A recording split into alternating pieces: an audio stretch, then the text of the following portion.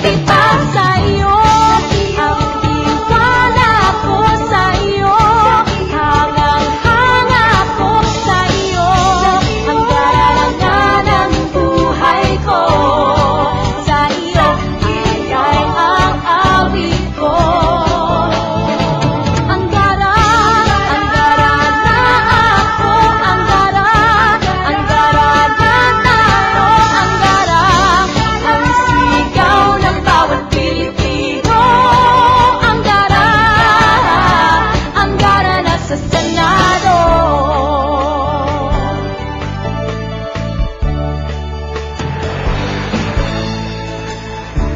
Hindi ko inisip kahit sila'y retired na. Si lolo at lola ay nabubuhay ng maginhawa. Wala nang mahihiling pa, wala nang hihigit pa sa iyo. Ang tiwala ko sa iyo, hangang-hanga ko sa iyo. Ang garangan ng buhay ko, sa iyo ay ang awit ko.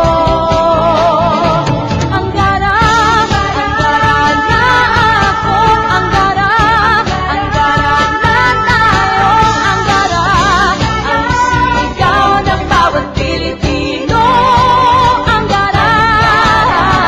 Ang gara na sa Senado.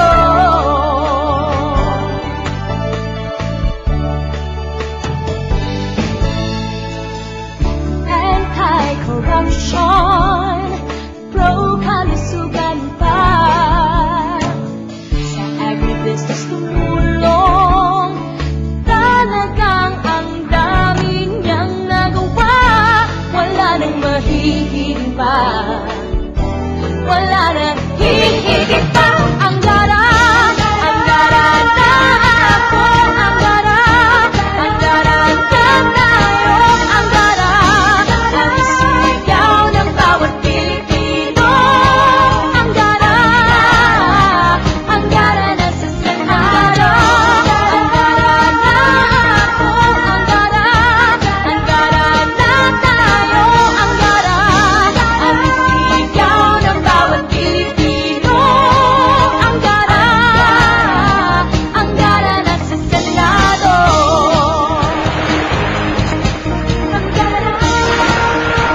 Ang gara na sa Senado.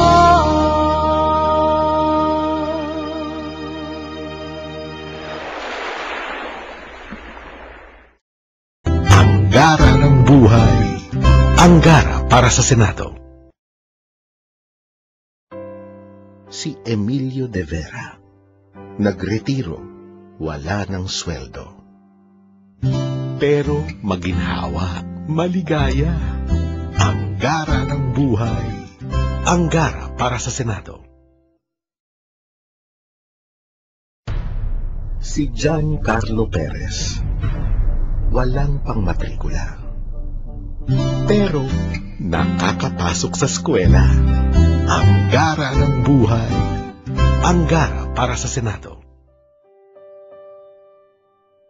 Sa silid-aralan na ito, maaring magmula ang isang inhinyero, isang bank manager, isang guro, o isang doktor.